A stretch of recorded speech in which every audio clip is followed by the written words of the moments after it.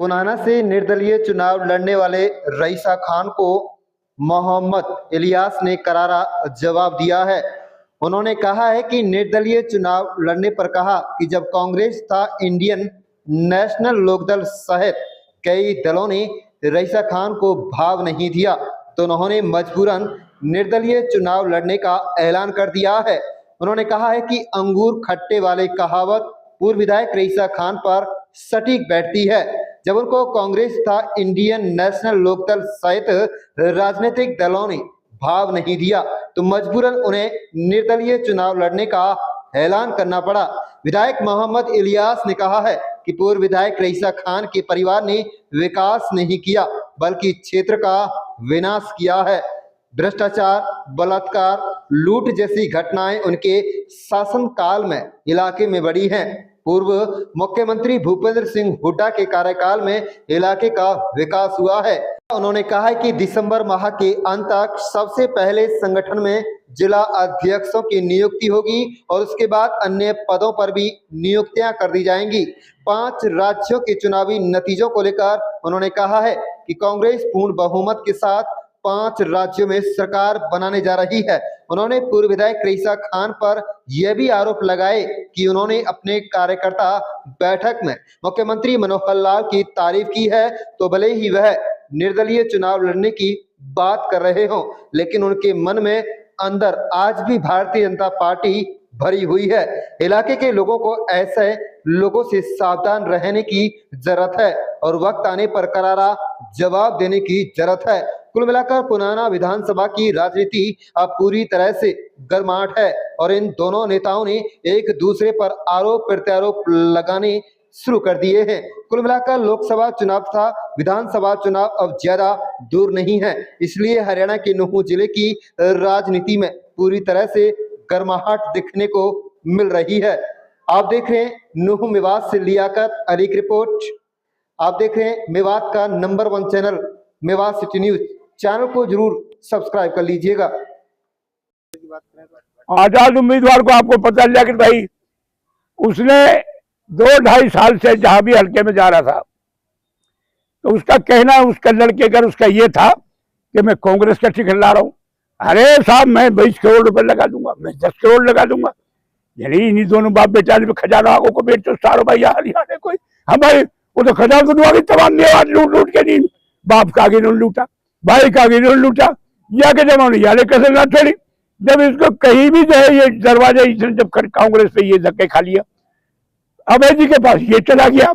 अभी अभी उनके पोते के जन्मदिन था उस पर ये गया। अब जब इसने देख लिया कहीं मिली रहा जिस तरह वो हम पढ़ा करते थे, एक लोमड़ी जो है अंगूर खाने की चलिए पेट में अंगूर खाने के लिए गई, उसने और थोड़े ऊपर लगे हुए थे, उन्होंने उछल कूद की तो पहले तो उसकी कोशिश थी कि अंगूर खाने ही खाने हैं, अच्छी चीज है, लेकिन अफसोस है कि जब वो लोमड़ी अंगूर तक नहीं पहुंच पाई आखिर में मायूस होकर उसे ये लौटना पड़ा और ये कहना पड़ा कि भाई अंगूर खट्टे होते हैं। आज रईसा भी उस कहावत को सही साबित कर रहे हैं। जब टिकट नहीं मिला अब वो इंडिपेंडेंट आजाद लड़ने की बात कर रहे, लेकिन इसमें मैं समझ गया उसके मैंने बाइट सुनी है। आज भी उसकी दिलों के अंदर उसके खून में ना मेवात के लोगों बीजेपी लगी हुई है। अगर धोखे से अगर आप लोगों ने को मौका देते, मैं नहीं मानता इसको कोई मौका मिलेगा, तो आज भी वो खट्टर की बात की है उसने। आज वो भी अंदरूनी बीजेपी की बात कर रहा है, खुल के नहीं बोल रहा है।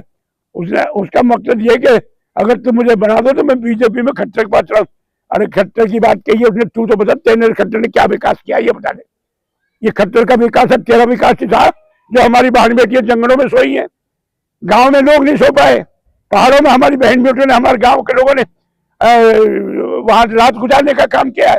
चौधरी आफ्ताब जी ने, चौधरी मामन जी ने और मैंने भी, हम तीनों विधायकों ने और हमारे कांग्रेस पार्टी के रहनुमाओं ने है, हमारे राहुल जी ने इस बात को पार्लियामेंट के अंदर रखा। मेवात की हिंसा के बारे में पार्लियामेंट में बोले। चौधरी भूपेंद्र सिंह हुड्डा ने बाकायदा अपनी स्टेटमेंट दी हमारे यहाँ मेवात के इंसिडेंट के ऊपर, एपिसोड के ऊपर। चौधरी उदयभान जी आए, रईसा जी आप तो पूछो आप कहाँ जा रहे थे। जिस दिन ये शुरुआत होने जा रही थी, जब ये मोनू मानेसर वहां से चैलेंज देकर चल रहा था, इसके बेटे ने एक बात दी थी कि नहर देकर जब लड़का मरा था पूरी मेवात जो है नूह मंडी के अंदर जो है वो थक थक कर यहाँ पे घोटे निकल निकल कर यहाँ मंडी में मैं उनसे सारे मेवात के लीडरों से जनता से पूछा जब तुमने किसकी प्याज फोड़ दी। आज जो मामन जी प्याज की बात करते हैं तो देखते हैं वो चले हैं वहां से बड़े बड़े चलने वाले। देखो ये अब किसकी मेवात वालों को हम देख रहे हैं, हम चैलेंज करते हैं किसकी प्याज फोड़ेंगे। मुझसे तो सही बात ये प्याज जिनकी फोड़नी थी ना उनकी प्याज फोड़ भी दी और बेटा तम घबराओ चार से फूट ही गई, बाकी फूट गई तेरी ही प्याज फूट जाएगी। चिंता तो चिंता मत कर, ये कौन बावड़ी ना है, ये इलाका बावड़ा नहीं है। आजाद उम्मीदवार को आपको पता चला कि भाई उसने 2-2.5 साल से जहां भी हल्के में जा रहा था तो उसका कहना उसका लड़के का उसका ये था कि मैं कांग्रेस का टिकट ला रहा हूं। अरे साहब मैं 20 करोड़ रुपए लगा दूंगा, मैं 10 करोड़ लगा दूंगा। यानी इन्हीं दोनों बाप बेचारे में खजाना आगो को बेचो सारो भाई हरियाणा कोई हम भाई वो तो खजाना तो तमाम मेवात लूट लूट के नहीं, बाप का आगे नहीं लूटा, भाई का आगे नहीं लूटा, या के जमाने याले कसर ना छोड़ी। जब इसको कहीं भी जो है ये दरवाजा इसने जब कांग्रेस पे ये धक्के खा लिया, अभय जी के पास ये चला गया। अभी अभी उनके पोते के जन्मदिन था उस पर ये गया। अब जब इसने देख लिया कहीं मिल ही रहा जिस तरह वो हम पढ़ा करते थे, एक लोमड़ी जो है अंगूर खाने की चलिए पेट में अंगूर खाने के लिए गई, उसने थोड़े ऊपर लगे हुए थे, उन्हें उछल कूद की तो पहले तो उसकी कोशिश ये थी कि अंगूर खाने ही खाने हैं, अच्छी चीज है, लेकिन अफसोस है कि जब वो लोमड़ी अंगूर तक नहीं पहुंच पाई आखिर में मायूस होकर उसे ये लौटना पड़ा और ये कहना पड़ा कि भाई अंगूर खट्टे होते हैं। आज रईसा भी उस कहावत को सही साबित कर रहे हैं। जब टिकट नहीं मिला अब वो इंडिपेंडेंट आजाद लड़ने की बात कर रहे, लेकिन इसमें मैं समझ गया उसकी मैंने बात सुनी है। आज भी उसकी दिलों के अंदर उसके खून में ना मेवात के लोगों बीजेपी लगी हुई है। अगर धोखे से अगर आप लोगों ने को मौका देते, मैं नहीं मानता इसको कोई मौका मिलेगा, तो आज भी वो खट्टर की बात की है उसने, आज भी वो भी अंदरूनी बीजेपी की बात कर रहा है, खुल के नहीं बोल रहा है। उसने उसका मकसद ये कि अगर तुम मुझे बना दो तो मैं बीजेपी में खट्टर के पास चला। अरे खट्टर की बात कही है उसने, तू तो बता तेरे खट्टर ने क्या विकास किया ये बता दे। ये खट्टर का विकास है, तेरा विकास था जो हमारी बहन बेटियां जंगलों में सोई है, गांव में लोग नहीं सो पाए, पहाड़ों में हमारी बहन बेटियों ने हमारे गांव के लोगों ने वहां रात गुजारने का काम किया है।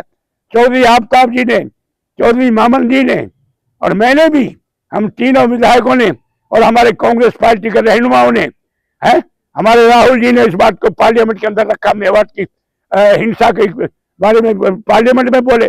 चौधरी भूपेंद्र सिंह हुड्डा ने बाकायदा अपनी स्टेटमेंट दी हमारे यहाँ मेवात के इंसिडेंट के ऊपर, एपिसोड के ऊपर। चौधरी उदयभान जी आए, रईसा जी आप तो पूछो आप कहाँ जा रहे थे।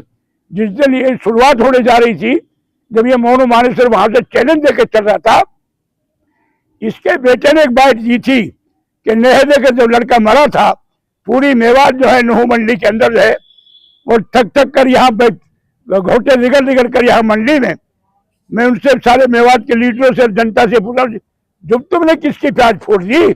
आज जो मामन जी प्याज की बात करते हैं तो देखते हैं वो चले हैं वहां से बड़े बड़े चलने वाले। देखो ये अब किसकी मेवात वालों को हम देख रहे हैं, हम चैलेंज करते हैं किसकी प्याज फोड़ेंगे।